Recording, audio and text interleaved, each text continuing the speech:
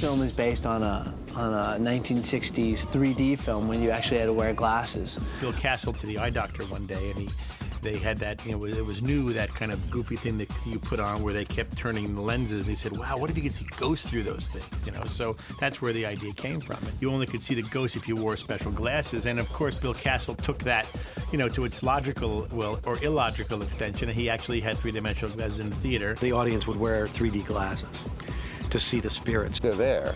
This thing just stirs them up. That's the best kind of ghost story. Which we've actually incorporated into the movie rather than giving people, viewers, to see what's going on. In this version, the characters in the movie actually have to don these special glasses in order to be able to see the spirit world and what's going on there. Some funky looking specs here.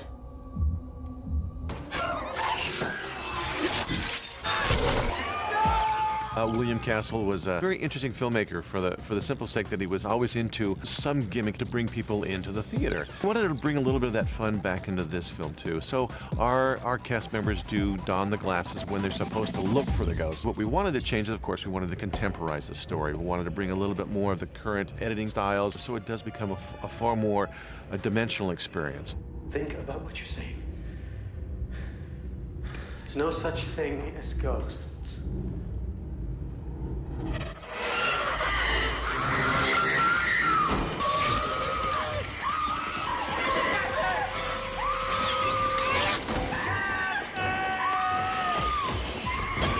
It has a very contemporary slant. We changed the story, we updated, and we use, you know, the highest end of, you know, highest, you know, state-of-the-art visual effects. Bob and I just love these movies, so we try to make them fun and exciting. Howard Berger is our special makeup effects guy, and he's unbelievable. And Steve Beck, our director, gave Howard the tools and the palette to create whatever he wanted to create. When I was first approached to do this movie, Steve came down to the studio to KNVFX, and we met and went through everything, and we kind of talked about what each ghost is and all that. And what I thought,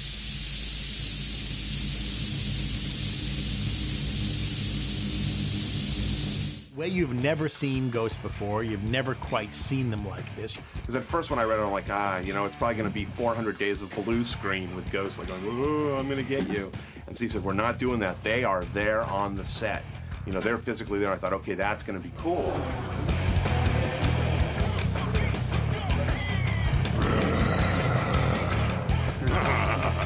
So based on that, Steve really liked that stuff, and then he took it and did some design work, some maquettes, and what maquettes are, they're little clay sculptures that represent what the character could look like, so that the director can look at them from all angles. Some of the makeups allowed us to play a little bit and actually design on the set. Do some makeups, march the actor in, have the director look at them, we roll some footage, have a look at them on camera in our dailies, decide what we liked and what we didn't like, and redesign as we went. So we went ahead and did that, and Steve signed off on all of them. It's like, yeah, this is great, this is great, this is great. And from there, did some color tests, painting up the heads and all that stuff. As you can see, I'm just adding detail with an airbrush to texturize it. You can see all this little dotting technique we have, and then we also highlight the structure, the shadow, and the highlight of the makeup. You can see I'm finding all the three-dimensional structure and just trying to highlight a little bit. Breaker came in, I think we started John about 4 o'clock this morning. It's a pretty intense process to take one of these actors and turn him into a monster. John's makeup is about 3 hours, I'd say, total, 3.5. So it ranges. We have makeups that, like I said, can take an hour, and then we have a makeup that takes like 4 hours. I think I'm the longest. It takes 4 to 5 hours to do my makeup because I have scars everywhere. I slashed myself with a knife. So far I've done a bathroom scene with Shannon Elizabeth where she's come in the bathroom but she doesn't know I'm there.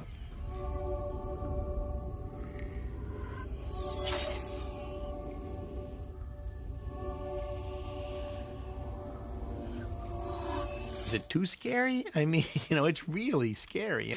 And he's got a full foam bodysuit on. I know this looks like a bunch of little pieces glued on, but this entire thing is rubber. Right up to here. And then he's got a piece that goes on the neck and the lower part of the face. He's got earpieces on. He's got a forehead that encompasses the eyes and the nose. an upper lip piece, a chin piece that encompasses the chin, and then he's also got hands that glue on separate and blend off onto the bodysuit. The more you do one character, the quicker you get. So when we, for Hammer, for instance, it initially took us 4 hours the first time, and now we have it down to, I think, about 2 hours. So that's pretty good.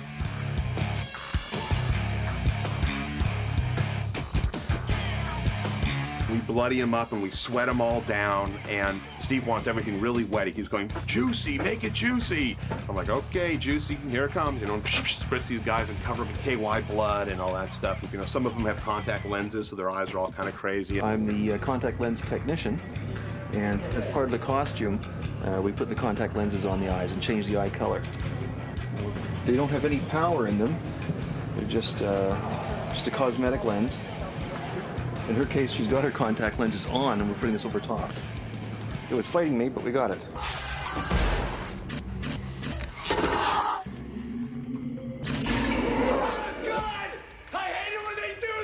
Something Steve always said, it's got to be scary, and it's got to be scary, it cannot be funny. And it's real hard because there's very little that scare people. What we're doing what's called a float off in the business. Essentially, the area that's glued onto the face, all of those prosthetics are disposable, fully disposable. They get thrown away in the garbage, and then we use a new pair tomorrow.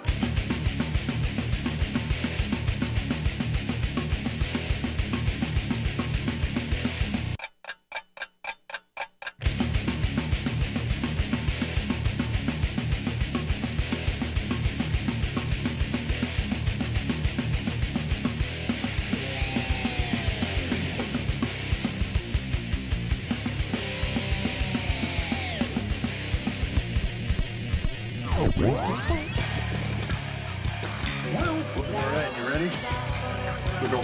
Get in there, now we take the rest of the face off.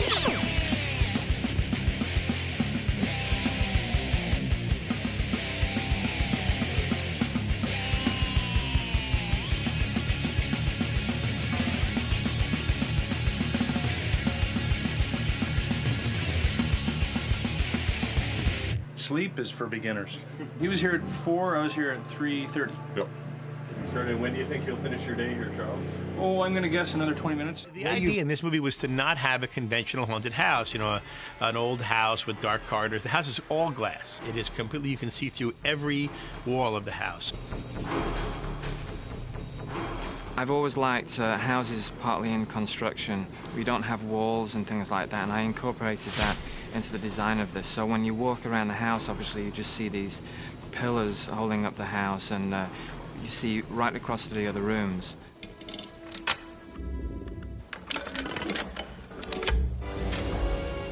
Hello. Wow, you can see right through it. How weird. Guess Uncle Cyrus wasn't too keen on privacy. I sure hope the bathroom's in the basement. The feel of the film, visually, is really important to the audience. They get a whole character feeling for this house, which is moving and it's almost alive. If you, for example, went up a staircase, well, 2 minutes later, that staircase would not be there. It would actually be facing in a different direction. So everything is moving. It's like a three-dimensional maze.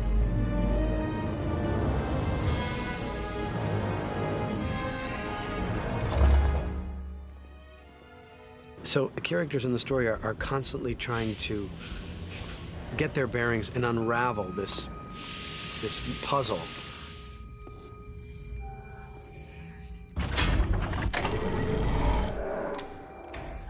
And for an actor, by the end of the day, your brain is just kind of cooked.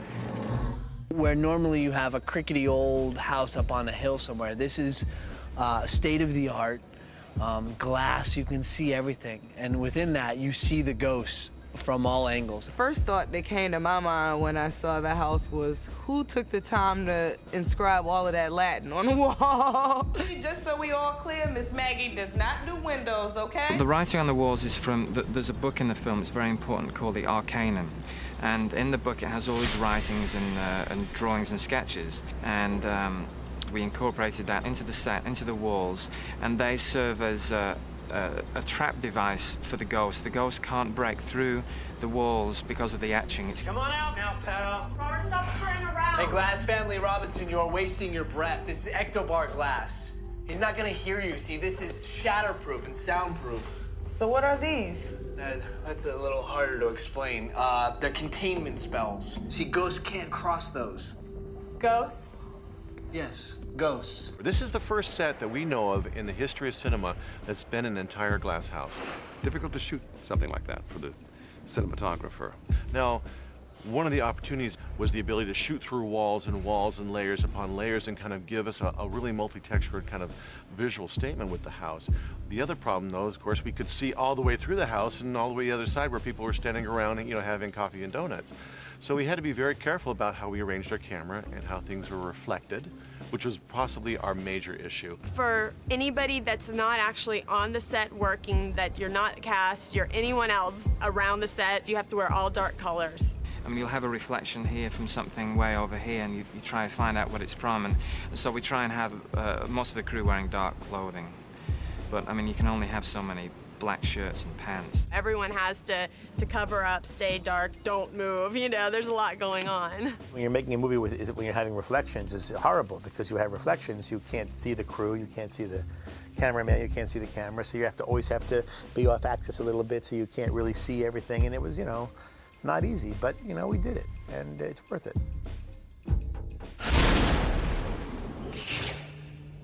Shooting the movie, as we say in The Matrix, it's the initial capture. It's the first image that you take, and when you initially capture the image, then you add everything to it. Our visual effects aren't so much based on visually manipulating an image. They're more or less adding production value to things that are best gone through in a visual effects form. For example, this house is powered by an immense machine in the basement. You can never build that machine in reality. So we're having to go to computer graphics to construct it. My name is Michael Fink, and I'm the Senior Visual Effects Supervisor at Cinesite. In the case of 13 Ghosts, almost every shot was integrating a 3D element, three-dimensional element with a pre-photographed plate. When we're talking about 3D elements, we're talking about elements that can be seen from all sides, that can move in all directions. The 3D process involves creating a model. At the same time, shaders are developed that take the textures and apply them to the model. Then it gets animated and lit. After we've created the element, made sure the match move works, and the textures stick to the model and don't go anywhere else, and then the lighting matches, then it's up to the compositors, after all of those elements are rendered, to put the shot together. This is the background plate that was shot on location. As you can see, there's not much to it, just a little bit of moving doors. So what I would do after this gets scanned, I would bring this into the computer and color correct this as best as possible, and then send that to the 3D lighters so they have something really nice to match to 3D lighting wise. So then the 3D guys deliver the CG element. I would extract it off of this black frame and actually put it onto that background. Our 3D guys also went in and they built 3D glows so that the rings and all the little tiny rings and the lights at the top of the clockworks have this really nice glow. Even though we look at something as a unit, the machine, the clockworks, it's made up of many different parts. The door element was a live action piece that was shot on location as well, that I was responsible for extracting off this black piece of cloth. Our guys downstairs in the roto department will actually hand draw frame by frame shapes so we can extract something off an image and put it onto another image. And then we would come to the green screen and I would extract her off the green screen, making sure that I keep all the nice edge detail. Once I get all the elements together, I'll bring them in, I'll layer them in the correct order, maybe fine-tune their edges a little bit more, put them all together for the final render. We would end up with a shot like this.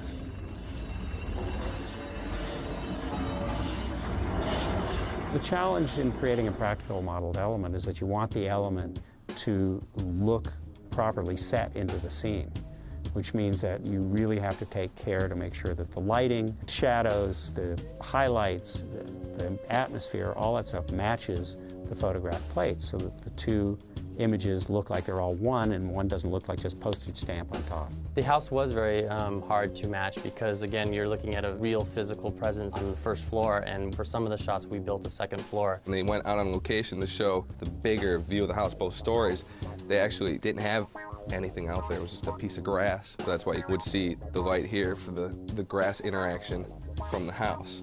This is the actual 3D house, very complex, a lot of 3D tracking because the camera has a nice tilt on it. The matching of the CG part of the house to the live action part, in terms of matching lighting, is one trick, but to match its position so that as the camera moves, it doesn't slide against the house, the real part of the house, is a pretty difficult task. 3D trackers will do their track and then they'll pass that, what they call that camera, onto the lighter and the animators. So then they know what they're dealing with. Then the lighter will fully light the object using different lights, and then the animator had to move each and every one of these individual panels. Here's what we call a Z-depth matte. Now the purpose of the Z-depth matte is you can see how there's a dark red back here and a much more intense red here. This gives us flexibility to blur objects in the house or color objects in the house depending on the brightness of that red value. These are the 3D light fixtures. This is one of our mist layers that went over the house. Shot like this from beginning to end, from like full development to the final, it probably took about a couple months. It's kind of mind-boggling. And that all leads to the final composite of this. It's time to leave. I'll take your word for it.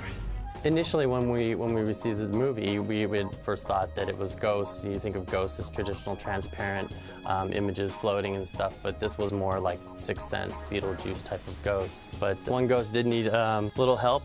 We received this film frame, and basically they had the stuntman wear a black head, so that allowed us to withhold information behind.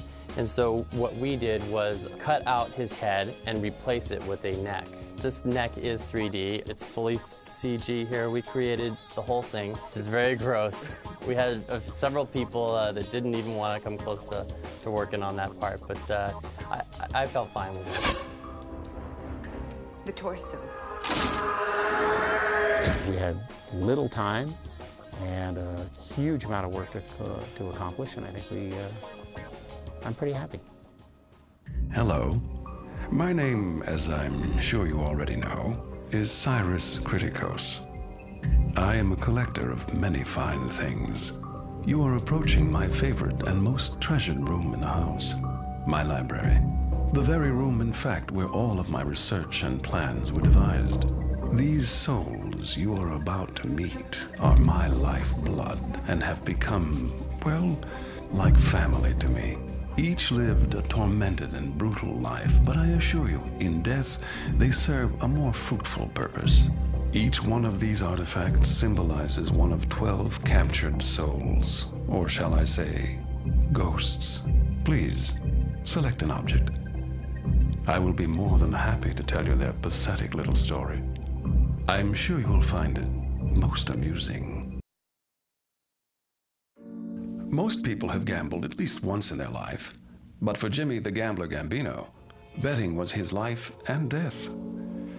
The son of a bookie, Jimmy spent his childhood days at the track instead of at school, and his nights in the gambling dens of seedy bars. Eventually, Jimmy opened a booking business of his own. Unable to turn down a bet, he barely covered his payoffs. Jimmy's reputation caught the attention of made man Larry the Finger Vitello. Larry approached Jimmy to place a large bet on the long shot in a heavyweight fight. Jimmy knew the risk, but needed to uphold his reputation, so he shook hands with Larry and sealed his fate. As his fighter took a deciding blow, Jimmy fainted to the floor.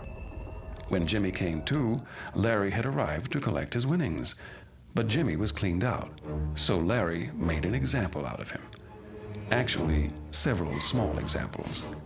He chopped him into little pieces, wrapping them in cellophane and dumping them into the ocean.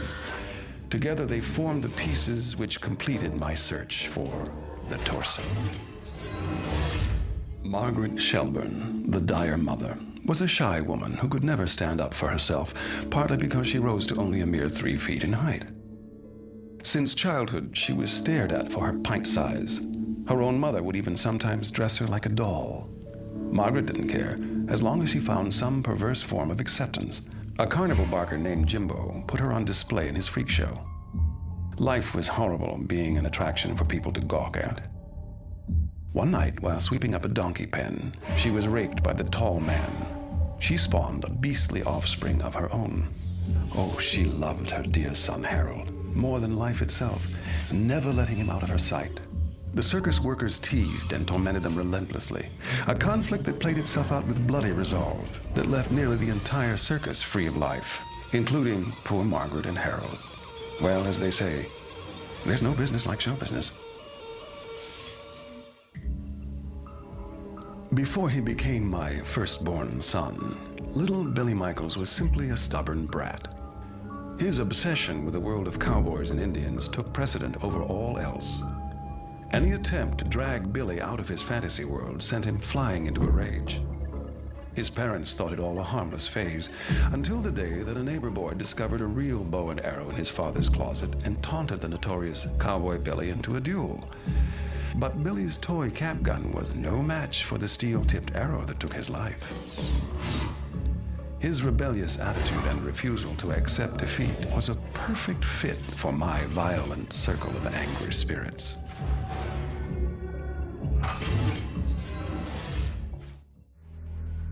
The angry princess was a young woman whose beauty became her ruin. Dana Newman was blessed with the natural looks of a goddess, but cursed with an inability to recognize it. Her vanity and insecurity was only fueled by a string of abusive boyfriends. By the time of her 20s, depression had dragged Dana into a downward spiral of self-loathing that doctors struggled to save her from. Her desperate search for perfection led to employment with a plastic surgeon, where her wage was paid in nose jobs, breast implants, and an endless array of other needless procedures. Alone in the office one night, Dana tried to perform surgery on herself in a desperate attempt to remove an unperceivable imperfection on her face. The unorthodox procedure went horribly wrong, and she was left blinded in one eye. She finally gave up on achieving perfection and mutilated herself in a bathtub until her veins ran dry. When they found her, they said that she was as beautiful in death as she was in life. The Torn Prince was a boy born in 1940 by the name of Royce Clayton. At 17, Royce was a star slugger on his baseball team. Every college in the country courted him, all offering first-class tickets out of his miserable small-town life. But fate threw Royce a curveball in the form of a local greaser who challenged him to a drag. Royce held his own for the first half-mile, then suddenly lost control of his little sweetheart. The hot rod flipped 3 times before bursting into flames. His peers watched in horror as the fire engulfed their fallen hero. Needless to say, he never escaped his small-town life. His remains still buried in a small plot overlooking his beloved ball field. Ryan Kuhn, the man who became the Jackal, was born in 1887 to a prostitute. Ryan later developed a sick and insatiable appetite for the female gender, attacking prostitutes and stray women with the cunning of a wild animal. As a means to cure his insatiable appetite, Ryan committed himself to Borehamwood Asylum. After years of imprisonment in a padded room, he went completely insane, scratching at the walls so violently that his fingernails were torn completely off. The doctors kept him permanently bound in a straitjacket, tying it tighter when he acted out, causing his limbs to contort horribly. Still fighting to free himself, Ryan gnawed through his straitjacket until the doctors finally locked his head in a cage and sealed him away in a dark basement cell. There, he grew to hate any kind of human contact, screaming madly and cowering whenever approached by people. When a fire broke out in the asylum, everyone but Ryan escaped. He chose to stay behind and meet his deserved fate. Miss Isabella Smith was my choice for The Pilgrimess. Her story began in 1675 when the orphaned Isabella journeyed from England in the hope of finding a comfortable home in a quaint New England town. But problems began soon after she arrived. The tight-knit townsfolk didn't trust outsiders. When their livestock started to die mysteriously, the town's preacher accused Isabella of witchcraft. She denied the claim, but the town quickly turned against her. As more livestock fell ill, the preacher acquired a mysterious illness. The town rallied into a frenzy, cornering Isabella in a farmhouse, which they lit on fire. But moments later, Isabella miraculously crawled out, still alive, and without a single burn upon her skin. The astounded townsfolk sentenced her to a slow death in the stocks. There she stayed for weeks while children stoned her, women cursed her, and men spat on her. The humiliation proved worse than the pain. Finally, Isabella succumbed to starvation. Whether or not she was a witch, I can't say, but her powerful anguish served my needs well. The Juggernaut was known in life as Horace Breaker Mahoney. Horace was born oversized and horribly disfigured, spending his childhood as an outcast. His mother abandoned him at an early age, and his father put him to work in their junkyard, where Horace's teenage years were spent alone, crushing and chopping up old cars. His father died, and with no parent to steer him, the 7-foot-tall giant snapped. His first kill was a pair of female hitchhikers. He drove them back to the junkyard and tore them apart with his bare hands, feeding the pieces to his dogs. Many more kills followed. His M.O. was towing stranded motorists back to the yard where he would meticulously break every bone in their bodies. But his luck ran out, as it always does, the night he picked up an undercover female cop. It took over a dozen men to subdue the immense giant, 3 of whom lost their lives when Horace broke free of his handcuffs. But poor Horace's struggle eventually ended when 5 officers pumped nearly 50 rounds of ammo into him, and then another clip into his lifeless corpse, just to be sure. One of the strangest ghosts I caught had to be Harold Shelburne, the Great Child. His 3-foot-tall mother, Margaret Shelburne, was wildly overprotective of her son, smothering and spoiling him from infancy, and never stopping as he grew. Harold could barely care for himself, and as a result, remained in diapers his entire life. Mocked at every turn, they sought refuge with the traveling freak show run by a man named Jimbo. But even a life in the circus was no escape, as they were continually taunted and tormented by their own twisted kind. One night, some of the freaks kidnapped Margaret as a cruel joke. In a panic-fueled rage, Harold destroyed the entire carnival in search of his mother. When he finally found her, she had died of suffocation. Filled with hatred, Harold grabbed an axe and had his revenge on the freaks, displaying what was left of them in the carnival for every paying customer to see. When Jimbo found out what had happened, he had Harold mutilated beyond what you or I can comprehend. Well, maybe you. And you thought your family was weird. My easiest choice had to have been the withered lover, considering Jean Criticos was my nephew's wife. Her burnt and tortured soul held just the magnitude of suffering I required. As a wife and mother, Jean was loving and devoted. I must say that my nephew married a wonderful and proper woman. But their happiness came to a fiery end one fateful night. After decorating the family Christmas tree, the family had snuggled together in front of a roaring fire. In the dead of the night, a still smoldering log rolled out onto the carpet, igniting it instantly.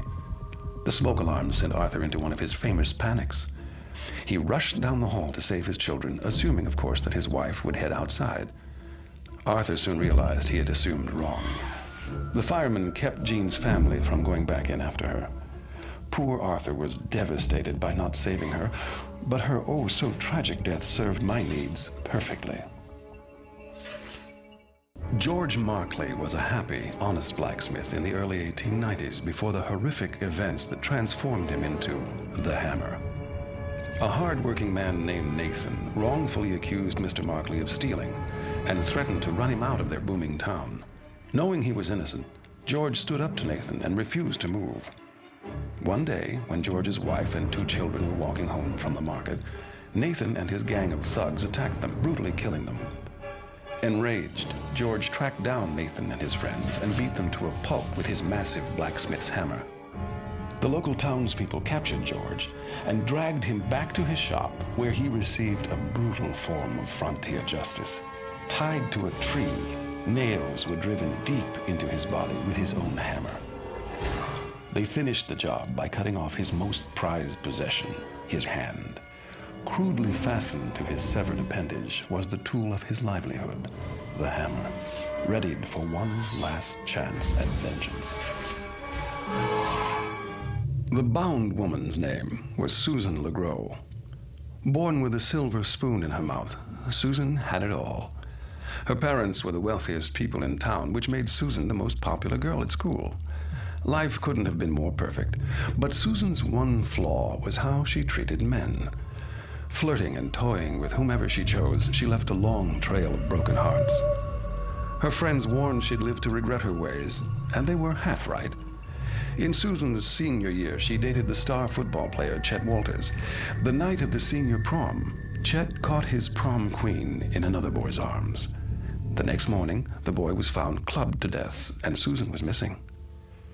2 weeks later, Susan's body was found, buried beneath the football field's 50-yard line, bound in rope and strangled to death. Arrested and put on death row, Chet's last words were, "The bitch broke my heart, so I broke her neck." That jealous monster would have made a nice compliment alongside Susan. Such wretched words and behavior, but his results were quite fitting.